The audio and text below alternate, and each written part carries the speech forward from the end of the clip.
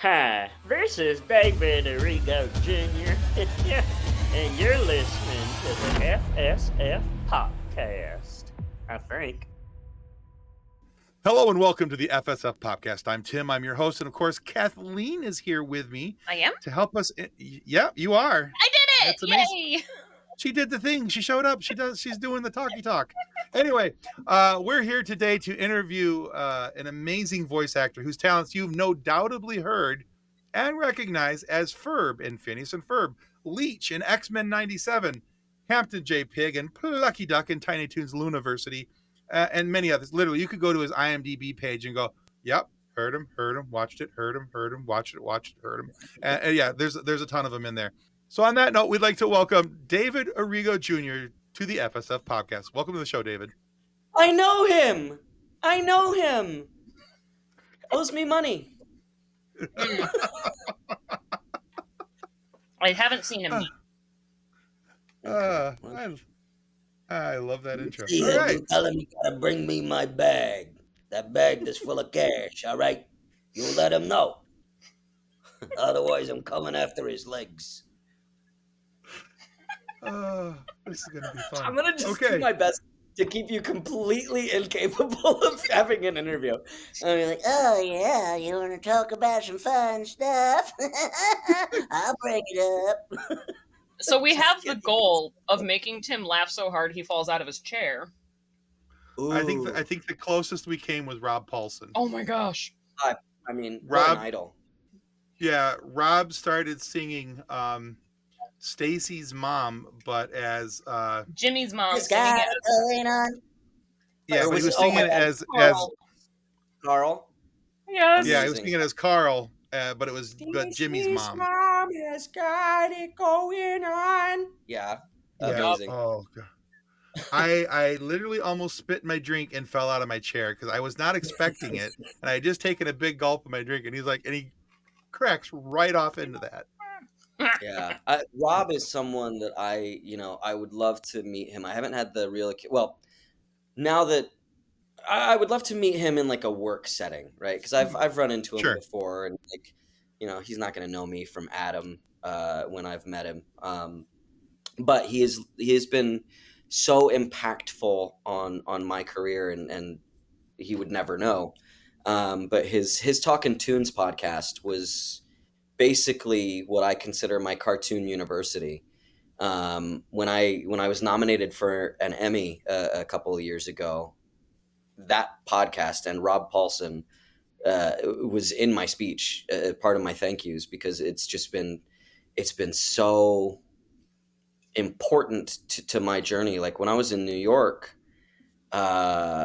before I moved to LA, I would run by the Hudson River and I would listen to different episodes, and I would hear people say how they did this thing. And it just gave me so much more information than I would have come to town with otherwise, to the point where in my agency meeting with SBV, apparently when I left, they were like, he just got here, right? How in the heck does he know that? And it was all because of, Rob's podcast and the generosity that, he and his guests shared their information. That's cool. That's awesome. That's really cool. That is in my top 3 favorite interviews. It's right up there with Dan Povenmire and Armin Shimmerman. Like, it was just this is the most incredible. And my daughter, just a terrible storyteller, though, right? Like he's just so bland, and you really got to pull it out of him. Oh yeah, it's awful. And it was Dan so doesn't funny like to talk. It took so long to get him going. Well, and then with Rob too, it was so funny because he was like sitting outside a Starbucks using the Wi-Fi at Starbucks, and so then he's going into character voices and out of character voices and watching the people in the background snap their heads without like, wait a second. You can see the reflection on the window behind him. It was great. It was pretty entertaining. What, Carl Weezer? Honey, I think that was United States Canada man. Yes. New Mexico, Panama. Yeah, it was him.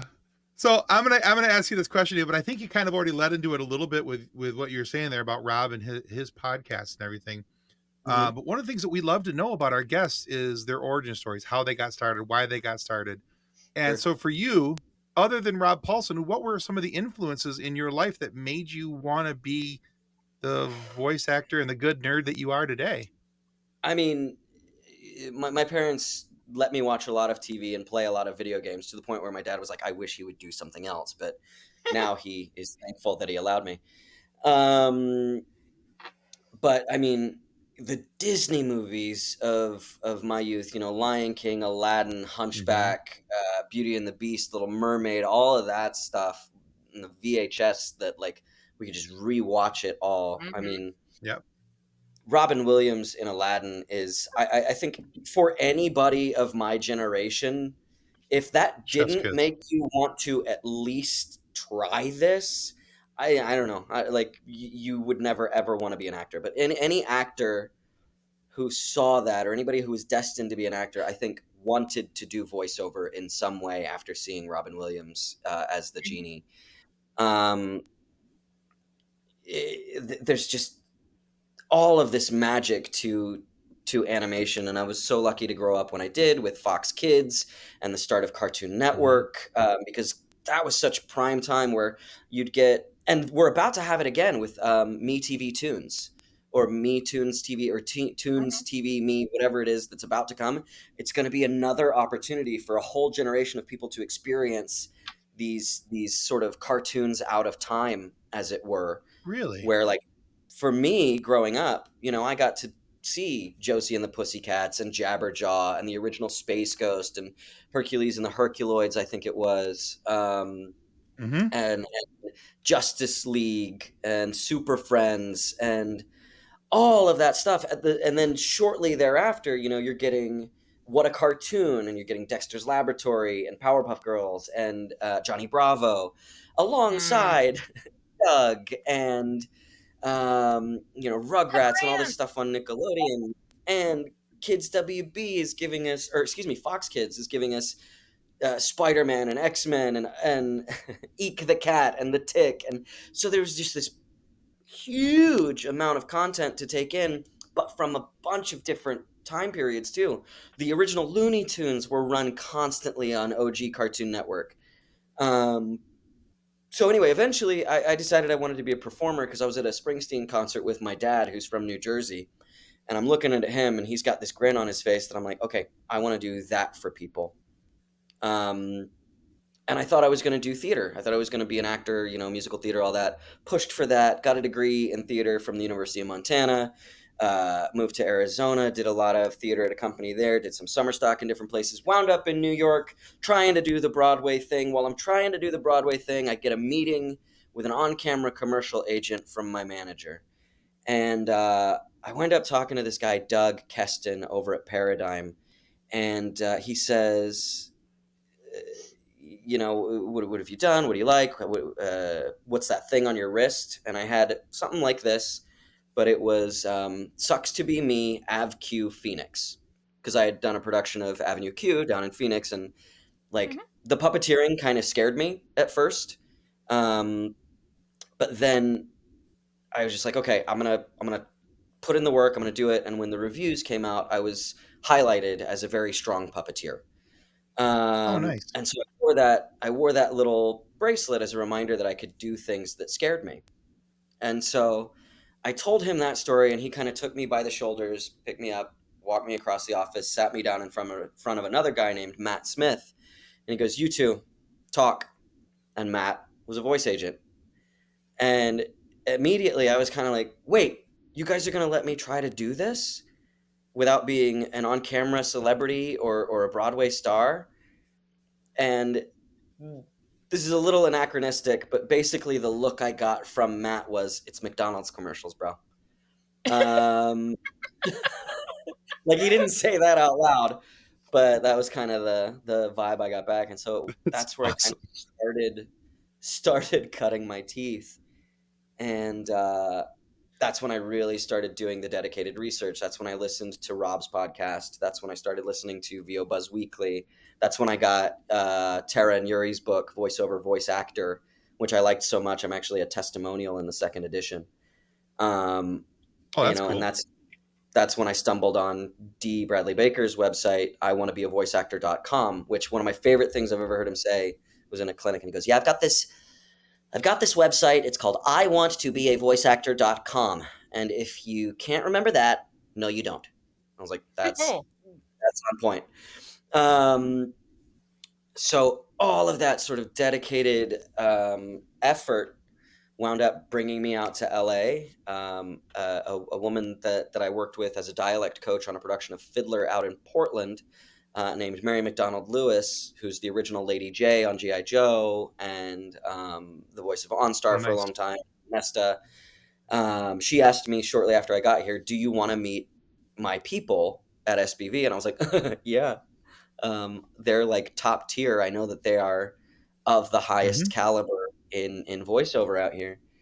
And so we set that up, and I was lucky enough to be picked up by them. And a couple months later, I booked a commercial campaign that let me stop doing anything else.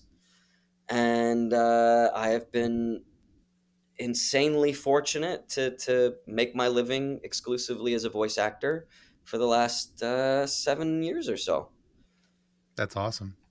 That is awesome. That's awesome. It's a great story. Sorry to like rush through that. I know if people have heard me on other podcasts, they've heard like the extended version of all of that. So I was like, let me see if I can make this as concise as possible so we can talk about other stuff. There's so much more to talk Fair enough. There is. So I was thinking about it when we were preparing for the interview. And between Tiny Toons Looniversity, X-Men 97, and Phineas and Ferb, your voice is honestly quite the commonplace in my house right now. I have a 5.5-year-old daughter who loves Tiny Toons Looniversity. I love that. Yeah, my husband and I have both been watching X-Men 97, and obviously, I mean, Phineas and Ferb is just a solid cartoon. But yeah. I was thinking about it, and I would always... the idea of being a voice actor and suddenly hearing your voice out in public is super weird to me. So thinking about the fact that I hear your voice on almost a daily basis in my own house, does it still weird you out when you hear your voice places? No, I think it, to me, rather than it weirding me out, it's more of like this wonderful tug on my heartstrings, because I'm very big on gratitude. My attitude is gratitude, as I say, and I could be digging ditches somewhere, but instead I get to make silly voices in the booth and make people laugh and smile in their houses. Like who's luckier than me? Well, except for Eric Bauza, because he does it for everything. Like just as a, and I love him, by the way. As a performer, it could all go away tomorrow, and having the successes that I've been able to have so far, I would still count myself insanely fortunate to have gotten to spend a portion of my life this way. Vincent and I, he and I have become good buddies. Vincent Martella, who's Phineas. We went to Disney Channel night maybe a couple months ago now, out at Disneyland, and they had a Phineas and Ferb dance party, and he's been doing this thing for so long. It's been a part of his life for so long, and to see him boy, that's unexpected. To see him really react to and be affected by hearing his work show up today, right? And have it be in the parks and have people so enthusiastic about it all. I mean, I can only hope to maintain, at least a portion of that same wonder. And I'm pretty confident I will. But it's one of the great gifts in our lives, and to lose track of it would be such a shame. So no, it doesn't weird me out. it makes me really, really happy to know that, you know, the work is there and people care about it, and it's making people smile, or cringe, or whatever it is meant to do. You know, if we Right. can elicit response, fantastic. I got the best job in the world. That's Sorry, that awesome. was a little unexpectedly sincere. It's okay. It's okay. No, We we are like allowed sincerity. to have feelings. Feelings are normal. Yeah. That's what she keeps trying to tell me too. I don't This know. is a Anyway, safe zone, Tim. I will only mock you mercilessly. she only makes fun of me. Everybody else is a safe space. Me, not so much, but you know. But before we leave the point, the other cool part of this job is like we go and we do these conventions together. Me and Vince, and sometimes Olivia Olson will go, and we're just like a little trio from Phineas and Ferb, getting out there and giving people the experience that they get to see their some of their favorite characters. And like when I say to somebody, "Oh, I'm sorry, did you want to say that? It's just that it's been a long time." And that look on their face, it changes, and they get to have that thing. Oh, what a cool thing to be able to do out in the world. It's like having a superpower. Oh, for sure. Yeah. You know, I was talking. I did another interview earlier today, and we were talking about the Comic Cons and going to Comic Cons and because Kathleen and I have gone to several for different reasons, either as press, you know, to go to do interviews there, or just to go as fans and talk with, you know, the people, you know, that do the things with the things, you know. And we've gone there, and to see the level of dedication that the fans have in their cosplay, and then they come up to the booths and they're talking to the people, and to watch the back and forth between the entertainer and the fan Mm-hmm. is almost as fun to me as watching the television show. And Sure. because now it's almost like live theater and watching that give and take, Uh-huh. you know, and it's an amazing thing.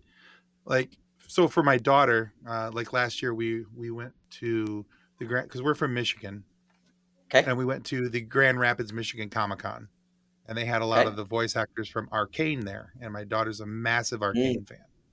because it's And incredible. well, yeah, it's freaking amazing.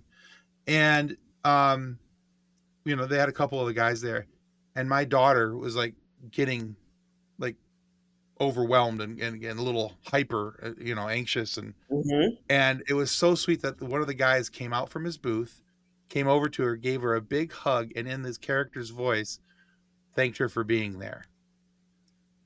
I would. And it just melted. It just melted Yeah. my daughter, you know. And Oh, those that kind of reminds me of a interactions are just, story in Columbus. I'm gonna try not to get emotional again.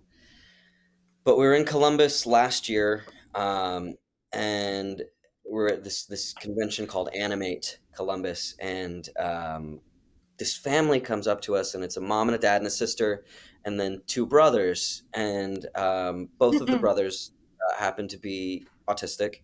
Uh, One was reported nonverbal and was like in his phone, and the mom is there, and she's explaining to us that these boys love the show, they watch it all the time, and the nonverbal young man, it was on his phone, and he was watching it, and the mom goes, "Would you guys mind doing the voices? They don't really know who you are without hearing the voices." And Vince goes, "Yeah, sure, sure, sure.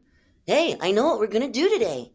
And he like starts talking to this kid um, in the voice, and kid goes, head snaps up, right? And he walks up to Vince, like at the table, and Vince is just still talking to him, and the kid like reaches out his hand and grabs Vince's face, and the mom is like, "Oh, I'm so sorry," and Vince is like, "It's okay, it's okay." And he just keeps talking to the kid, and the kid talks back.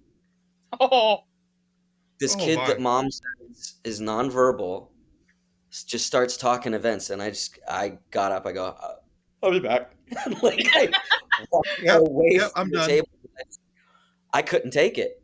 And it's one of my very favorite memories. And if I'm ever like if I'm ever having a rough, oh my gosh, I'm exhausted. How am I going to do this, con this weekend or tomorrow? Cause we're already tired from the day before. Mm-hmm. That's it. I'm not going to Mm-hmm. miss a chance to see that or to give that. That's beautiful. We again, gratitude. We're so lucky that anybody even cares. Right. And so to have somebody care that much. Yeah. Yeah. Incredible. I have some onions fresh over in here. See, and it's funny, as I was over here with the, like, already trying not to get emotional, thinking about the fact that, like, when the show was airing, because Vincent and I are about the same age, so I was a little old for Phineas and Ferb, but you're never too old for Phineas and Ferb. And Agreed. I remember one day I was watching it, and my dad's like, "Why are you watching this? What is this?" And I'm like, "It's Phineas and Ferb. It's hilarious." And he sat down and he watched for a while, and he's like, "Well, I guess this is solid quality programming." I'm like, "What? What? Who are you, and what have you done with my father?" Out of my father's mouth?" Like, he goes, "No, that reminds me of your brothers. Like, that's your brothers growing up. That's me and my brothers growing up." And I'm like, I love that. And it was funny when we talked to Dan, and he mentioned that a lot of it was that capturing the boy adventures that you go on as a kid. I'm like, oh yeah, you guys did it. You got it locked down there. Oh my gosh. Nailed it.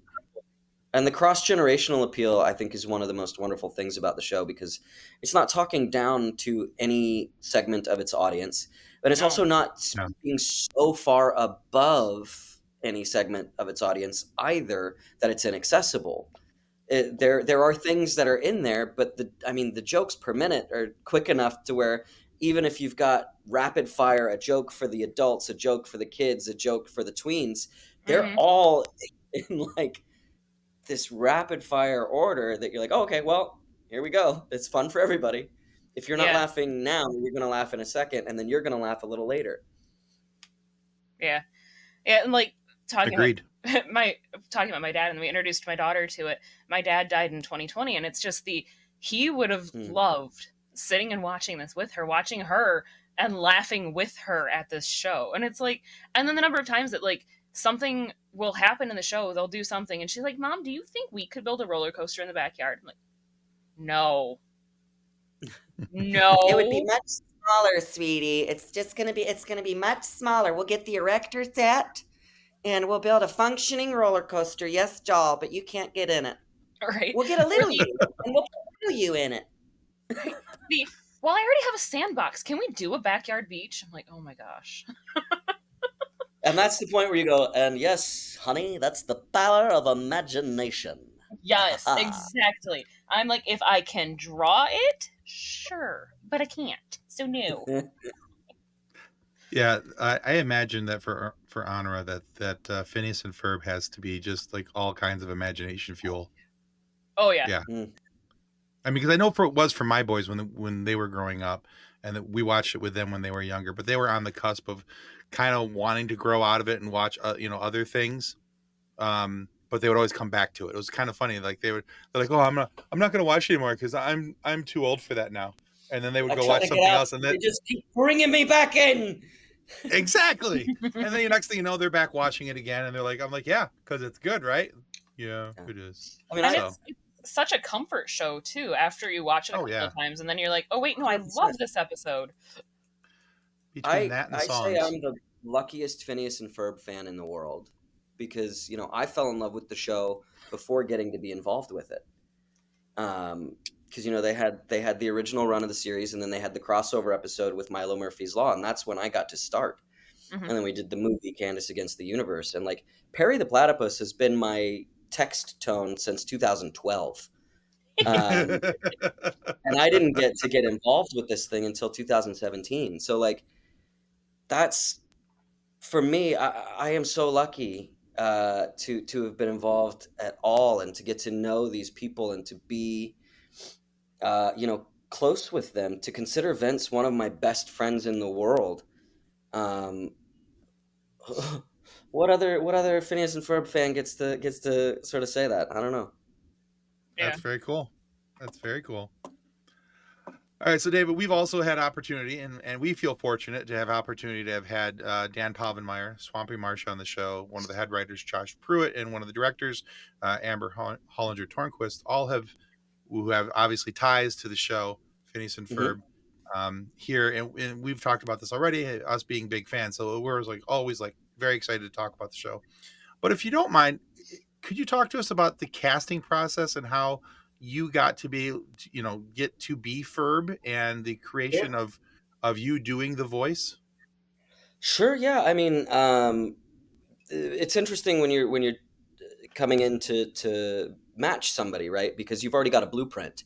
They sent out sides that had an audio file, and they're like, we want you to match this sound for this character, blah blah blah. And they had the one that's like something to do with yoga is something, and then whereas sorbet is vigorously turned rich people or something like that. I can't remember the exact quote, and that's really making me sound like a bad voice match person because I'm fumbly bumbly. But when I got it, I was like, I think this is in my wheelhouse, and so I recorded and I sent it off, and didn't think anything of it. And they sent it back again, and they were like, do it again. Okay. And my wife at the time, she was like, if you don't get this, I don't understand your job at all. And so, I reread, I sent it back in, and apparently Kristen Paiva, who wound up putting me in the seat as the casting director, along with Dan and Swampy, I'm sure, she told me later that she took my audio sample and layered the waveform over Thomas's sample, and they were indistinguishable. So she was Oh, like, wow. you can't you can't argue with that. That's sound. So that's sort of how I wound up with the gig. Was just like any other audition. And then I went in and thankfully didn't screw up too badly, and so they wanted to have me back for the movie. That's fantastic. We've had opportunity to talk to a couple, because we love talking with voice actors. I always enjoy. They're our favorites. They're some of our favorite people to talk to. We had a Especially conversation with multiple people when you talk to them. Right. Well, exactly. We had a chance to talk with Danny Jacobs, who does the voice for King Julian, right? Yeah. Yeah. And he talked about the voice matching process, and to having to voice match with Sacha Baron Cohen, and how that all happened. And, it's a very interesting process to me. And that's why I always like to ask about it, because, thinking if I've ever tried to do a voice, I know it sounds nothing like the person, but that can still be a great character.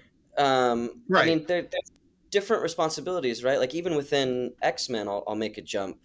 Like, my responsibility for coming in for Leech was to sound a lot like what he sounded like on the original series, but to take out maybe a potentially offensive dialect. So instead we were like, okay, how about he just really enunciates? And like, okay, yeah, cool. But then with Mojo, there was no talk about matching the original actor. It was just, you are cuckoo bananas, and we'd like to use you for this because we think he's also cuckoo bananas. But even further with the stuff that you're talking about, like a bad voice match can still be a really great character. My guys on Tiny Toons are definitely not voice matches, but they are, to me, how I remember them sounding. They're way off, by the way. Okay. If you were to ever compare them side by side, way off. But I knew they were looking for something different, so I didn't go back to the source material to try and refine a voice match. So instead, that's why, instead of a lateral lisp, which Alasky kind of did for Plucky, I've got that more forward sort of lisp. That's a lot more like Daffy, And Hampton J. Pig, who's such a sweetheart, he didn't even have a stutter in the original. Because Don Messick just apparently, according to Bob, Don refused to do it. He was like, no, he's not going to have a stutter. I'm like, okay. Well. So in my head, I thought he had a stutter. In my head, I thought Plucky had that forward lisp. So they've got like some of the DNA because that's what I'm aiming at. Mhm. But it's a really bad impression if you actually take them side by side. They've got a lot of sort of their core being Okay. that we kept similar, but in terms of the actual sound, nah. A bad character can be a great a bad voice can be a great character. I mean, Hank Azaria famously, or at least famously in my mind, on John DiMaggio's "I Know That Voice" documentary. Yeah. He says, most of his characters on The Simpsons are just bad impressions. Like Mo is a bad Edward G. Robinson or something like that, or somebody. One of them's a bad Stallone. One of them's a, he's like, yeah, these are just bad impressions that are great characters. That's cool. And now, actually, that you mention it, I never paid attention to the fact that the original Hampton Pig didn't have a stutter. Right. I didn't even think about it. Nope. Until now. I guess I just always assumed it's the pig, so it's kind of like, Kind of like pork. Porky-esque, so it has a stutter. But I as never. it turns out, it fits. It does. It does. It's wonderful. And we've got just a hint of Southern in him, which I think makes him charming as well. It's a hoot. I mean, like getting to do Arnold the Pitbull for Tiny Toons is also a blast. And I'm not doing the Rob version of it. I'm not doing a proper Arnold Schwarzenegger either, because if you're gonna do Arnold and it's real Arnold, right? It's a bit simpler. It doesn't have the same sort of peaks and valleys. But when you're doing, welcome to Skulls and Silly Bones. See, come on, Recruit Bunny. But the funny thing to that is I'm not doing either of those other characters. I am doing my sister's husband and his friends in high school doing Arnold Schwarzenegger, because there was a video productions class at their high school, and they redubbed Predator. And Oh no. so I got to watch that, and there were lines there like, yeah, Arnold is not stupid. Arnold can spell his name. A-L-Q.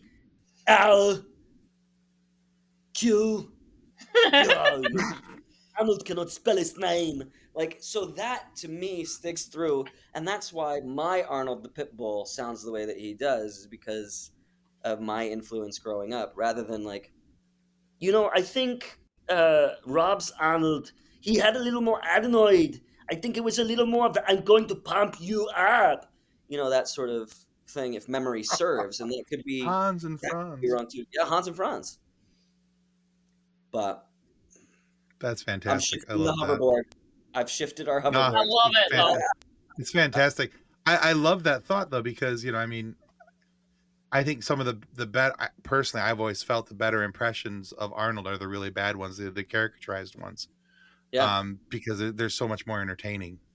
Especially when they're like, trying to yell to get to the chopper and all those other things, and yeah, of course. And there's all the screaming afterwards. That So. Well, and that's what a great impression has, that sort of hook, right? And oftentimes, like, a great impressionist will find that hook, and then everyone just takes it in. Everyone, when they start to do, like, that impression becomes synonymous with the character, to the point where they even become, that stereotype. How many people do a Christopher Walken? How many people do a oh God, I'm gonna forget his name. Why am I gonna forget his name? Captain Kirk. Come on. Shatner. William Shatner. Yeah. And I love Like, I've been to Outtake Orama a couple of times, which is something that Billy West and John DiMaggio, Maurice LaMarche, and David X. Cohen put together. Mm-hmm. And it's these outtakes from like old tapes, like the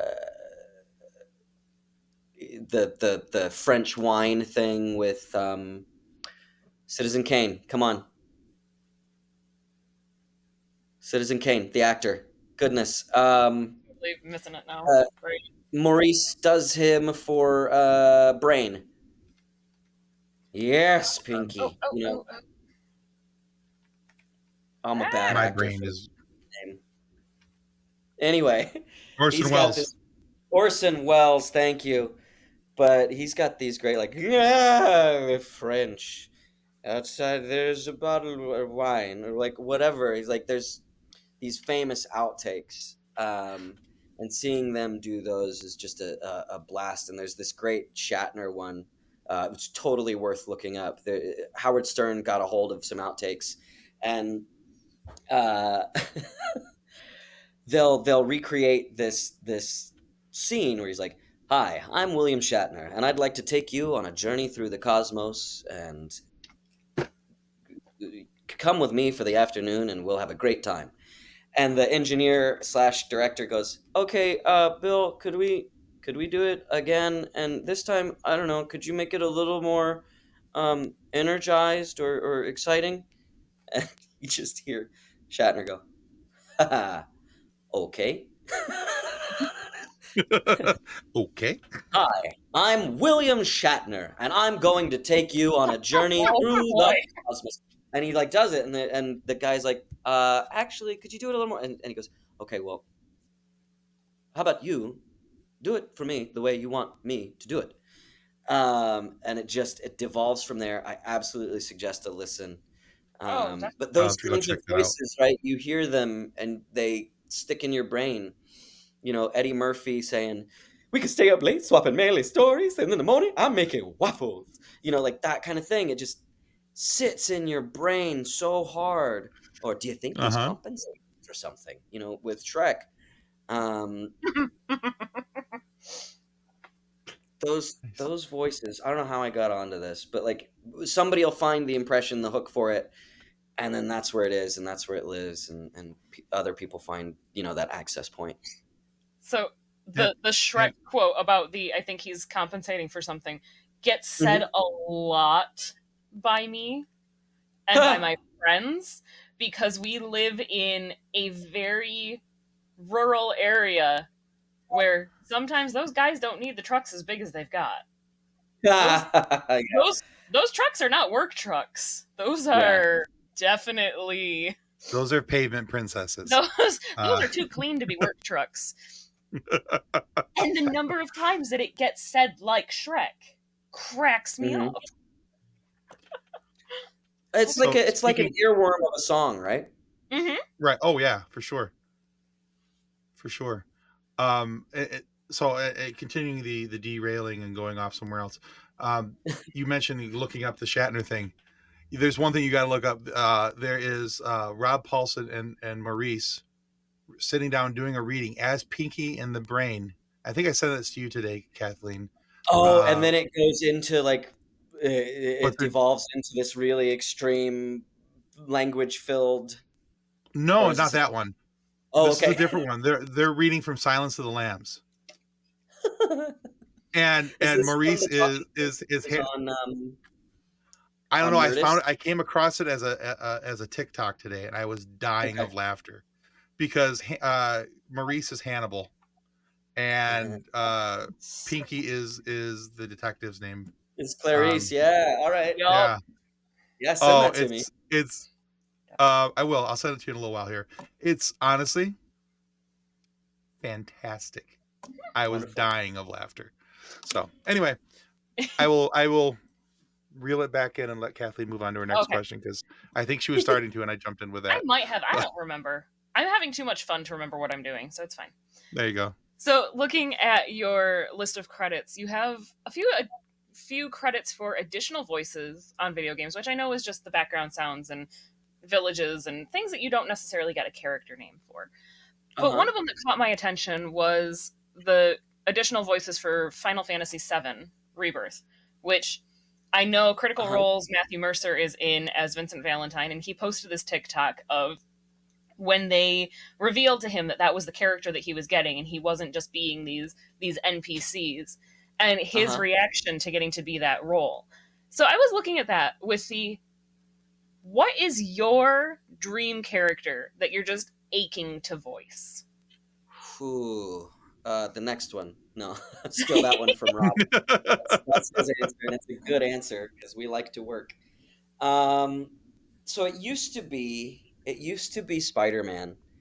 I grew up as a big Spider-Man fan. I mean, I still am.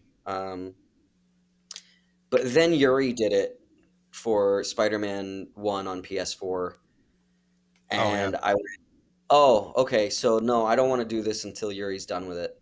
It's just too perfect. I'll put my spin on it. If he says screw it, I'm moving to Greece, and I don't wanna do this job anymore, then I would love to give that a try. But gosh, what I really want, and it's something that, well, you know what? No, I was really, really, really over the moon when I found out I was voicing Oswald the Lucky Rabbit. Um, that to me, it was one of those, holy crap, this is a part of animation history. This character is, Walt's creation before Mickey. So to have had the opportunity to play Oswald a couple times in a couple of video game projects now, has been just so cool, because in the smallest way, right, I get to be a part of that Mickey, Minnie, Daffy, Goofy, Daisy, Fab Five Yeah. thing. But I'm like just on the outside, which is okay, because they might have the looks, but I got the luck. And if I were to able to do that character and do it for a length of time, like a Bill Farmer doing Goofy kind of thing. Yeah. Oh my gosh, what lucky stars was I born under? Yeah, Um, that'd be cool. and then the other more sort of obscure answer, which I have had for a while, is I would love to originate a role in something as enduring as the Ninja Turtles, right? And you Oh you yeah. won't know that at the time that you do it. Only time will show you that that's the case. But I think that would be so cool to be kind of the Rob or Townsend or Barry or Cam, from that crew, to be the prototype, um, for something that just keeps coming around and that so Yeah. many people get to take a shot at. That'd be swell. That's awesome. That would be cool. That is, That would be very cool. love that. That's a great answer. All right. So now we talked about your role as Leech. You voiced him a little bit there just a couple minutes ago. Because X-Men '97 is making all kinds of splashes right now, and It's we so are good. eagerly, and it's oh god, it's I cannot wait for the emotional destruction that I know is coming on Wednesday. I know it's there. I'm not asking for spoilers, but Yeah. I do know. Yeah, exactly. Yeah, I We mean, we are huge X-Men animated series fans. We've been fortunate to interview Cal Dodd and Oh. are you gonna? Comforter. Oh, there we go. Kind of. So I took this to one of our Oh, that's very screening cool. parties, and I got a bunch of people to sign it for me so that I have my Oh own little- man. Okay, now that's Um, freaking cool. Yeah. So I've got my Cal Dodd and I've got my Beast. We got Beast. Awesome. Yeah, we were able to get George Booza and Lenore Zan and Cal Dodd all on the show. And And Cal we, Dodd that sang was to me, and then I cried a lot.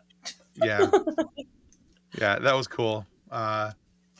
But so we're big fans, and so this, because to me, when I talk to people about the animated, because I grew up in the '90s, I graduated from high school in '95. I Oh, was right at I was right at that age when the original X-Men series, shut up Kathleen, came out, and oh, and it meant a whole lot to me. And so to Yeah, me, that's like one of those iconic series. yeah, When people talk about like how much does that, what's an important series to you? I'm like, X-Men, you yeah. know, X-Men the animated series. So what does it mean to you to be in this, something as historic and iconic as the X-Men, especially now with '97, with so much of the original cast coming back? I mean, it's twofold for me. First, yeah, I was the kid who had the VHS from Pizza Hut, Night of the Sentinels. Let's go. I yeah. had backflipping beast action figure that like half the time would backflip if you're lucky. I had umpteen different versions of Wolverine. I devoured that series when it was on. So to have had the opportunity to be brought in, I was beside myself. And then from a professional standpoint, it was a really cool, really affirming moment for me because I'd worked with Bo DeMaio and Meredith Lane, the Okay. showrunner and the voice director slash casting director for The Witcher: Nightmare of the Wolf, where I Oh, okay. played young Vesemir, who, he had a lot of attitude, which is a bit different than Ferb, right? Because Ferb is so soft spoken and sweet, and Vesemir had a chip on his shoulder. And we had a great time recording.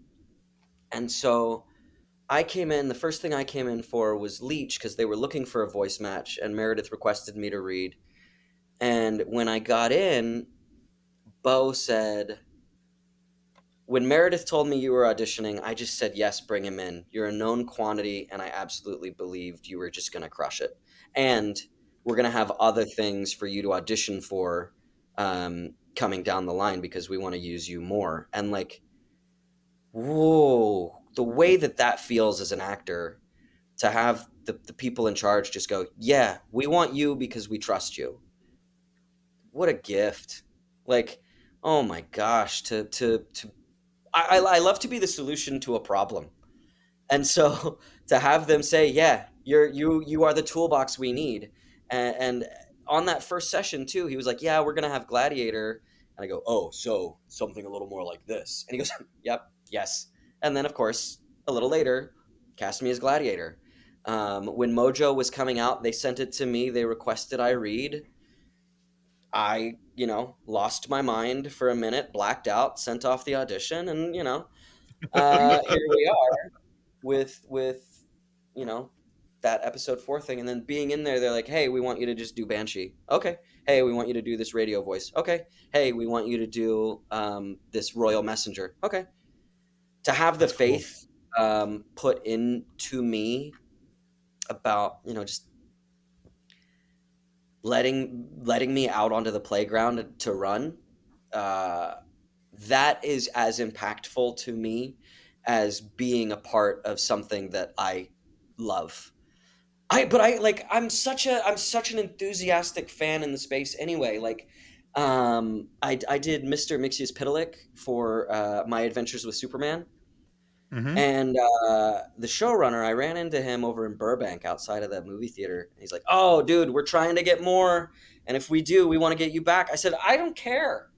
I don't care if I come back. Just make sure you get more episodes because I love the show. Right? I I That's love pretty watching the outstanding. show. Make sure there is more so that I have something to see." And so, as much as I love that I'm in X-Men 97, if I get to come back again, cool. If I don't, give me 12 more years of this show. Mm-hmm. Because I am living for it every week. Yeah. I get it. Yeah, we're at the same spot, and I just want to point out that how lucky you are that you get invited to a toolbox. I'm just usually called a tool by Kathleen. So I have never used that word. lies. Yeah. I don't think They have. Well, it was Peter O'Toole. That's what she was calling you. Well, See, no, and some euphemism close to that. Yes. see, the only real reason that I laugh at, I mean, there's a lot of reasons to laugh at Tim. He usually provides us with plenty of reasons as well. You're But welcome. there's enough of an age difference between us that I just enjoy mocking him for how old he is, and then he will post on our social medias with the calling me a literal child. It's like, rude. I did do that. Yeah. You did. Hey, you know what? I Turnabout did. is fair play. I did do that. Yeah. I was pretty happy with that one. See, and I think specifically with X-Men, it's funny for me as he's talking about graduating in 95 and being the teenager watching X-Men, and I'm like, I was 3 in 95. I In- don't know if in- you can see the white in this beard, but it just got whiter. in 97, I was playing as Wolverine on the playground in kindergarten, like getting in fights with my friends with the, no, I don't want to be Storm, I don't want to be Rogue, just because I'm a girl doesn't mean I'm gonna be Wolverine. There you go. And that friend And then you pull the knife on him. well, that friend still has a scar from where he smashed his head on the pavement when I kicked him off the snowbank. Well, that'll happen. Like, You'll have that. don't argue with me, I said I'm Wolverine. The fact that we're still friends is a little terrifying. Now pick up your intestines and put them back inside. Right, you'll be fine. It's a flesh wound. Use your inside organs. Oh, that one. Oh, so David, typically Tim warns people that we go through the interview and then we have what we like to refer to as our silly question. And then I usually joke about the fact that yes, because of all of our other questions were oh so serious, that this one then becomes the silly one. But as I've already mentioned, I have a 5.5-year-old daughter, and I don't remember where we were, and somebody asked her this question, and then I was really sad that they didn't ask me. Nobody cared about my answer to the same question. And I figured, dinosaur? it is. What is your favorite dinosaur? Yes. So Did I David, really we guess want to ask. Yes, we want to ask you, David. What is your favorite dinosaur? Because nobody seems to care once you're an adult. It's a fair point. Boy, howdy. I'm bad with favorites generally. Because I like a lot. I feel like that's a good way to go through life, is liking a lot of things rather than just fixating on one. But I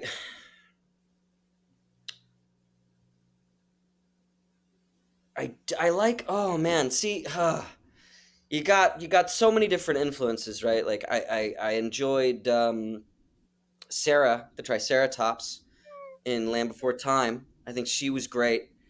The Velociraptors and the T-Rex on Jurassic Park are so cool. Who doesn't love a Stegosaurus he is a Mohawk? But then, the Brontosaurus, those are so cool too. But I think because I like the flight, I've got to go with a pterodactyl. Awesome. Fair choice. Yes. Because also, like, I feel like their noise would probably be like, "Ha!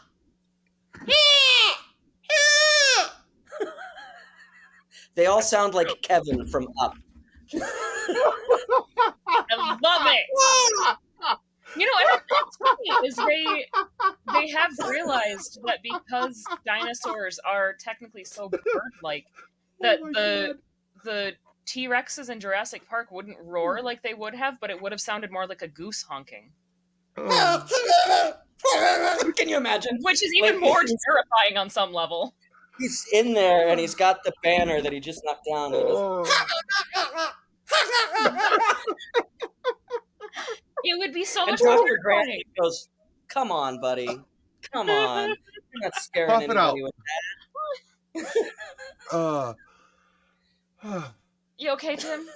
I'm this? great. Thank you very much for asking. I'm doing just dandy. Well, now I'm not going to leave you hanging like this person at the McDonald's, this fictitious imagined McDonald's that I decided. What's your favorite dinosaur? My favorite dinosaur is the Parasaurolophus, which it's this one with the little trumpet heads. Aww. That I just I think- conveniently have a stuffed Parasaurolophus next to my computer. I think on a show that I did called Ridley Jones, I think my buddy Tyler played a Paphalasaurus. Palasophathorus. You do and you'll clean it up. Named Dante, who was a great little skater dude. Yes, I do remember that because Ridley Jones has also been in our house. And I mean, of Ah, course, nice. my second favorite dinosaur is, of course, Yoshi. Yoshi. Tim, do you have a favorite dinosaur? I do. It's the triple horn. Triceratops. Sarah. Yeah. Sorry, I have a friend who professionally paints dinosaur pictures, and the number of times that I've mispronounced a dinosaur name, and he's like, seriously. You have a 5-year-old. If I saw it written out, I could maybe do it. You have a 5-year-old. You should know these. I'm like, I know. Mm. So, David, we have enjoyed having you on our show so much with us tonight. Where can Yeah, our thanks for viewers having me. and our listeners go to find out more about you and your work? Check me out on @Errigo Voice, my last name, ERRIGO Voice, across social media. I'm probably the most active on Instagram. I have a TikTok, but I literally have one video on it. I have a Twitter because I refuse to call it anything else. Thank you. And I'm there on occasion. I don't open myself up on Facebook much. I keep that kind of tight. But yeah, those are the places. And then just keep your ears out. If you do wind up following me on Instagram, you'll usually see my announcements of roles and things like that. Like most recently, a bunch of X-Men stuff, and then Cool. there was a new anime that just came out called TP Bon, Where I play this character, Booyoyon, who is this basically like a cosmic space booger. but he helps out Bon and Reem, which is a lot of fun. And then check there too. I usually do announcements about conventions that I'm going to around the country, and like at the end of the month I'll be in Oklahoma City. So if you're in Oklahoma City, come check me out. Awesome. But yeah. Well, we will definitely link your socials as I'm already over here scrolling through your Instagram. Perfect. Sorry. I'm not weird. And yeah, it does. It is a cosmic space booger, isn't it? Yeah. Well, he's a very good I just love agent. the description. Well, that's good. All right, guys, I want to remind you that subscribing is the single most important thing you can do to help our show continue to grow and get amazing guests like David to come on today and have these funny moments to be able to share with you. And yeah, this was just a whole lot of fun. So please subscribe. It's going to help our show more than we can even begin to tell you. And make sure you go check out David on his socials because he's going to have some cool announcements of upcoming projects. Some that are rumored and we couldn't talk about. We're just going to leave it at that. But you just follow him. You'll figure it out. Anyway, we're going to leave it at that because we don't want to ever get anyone in trouble. And, so there's that. Especially And, not with them. Their lawyers are scary. Yeah, lawyers are scary and we don't have enough money to fight them off. So anyway, there's that. And on that note, we're going to say thank you to David and thank you for listening. And goodbye. Bye-bye. Bye-bye. Oh, Brett's gonna get me. Copyright 2024 FSF Podcast. Reference to any specific product or entity mentioned on this podcast does not constitute an endorsement or recommendation by FSF Podcast. The views expressed by guests are their own, and their appearance on the program does not imply an endorsement of them or any entity they represent. If you have any questions about this disclaimer, please contact us via email at info@fsfpopcast.com.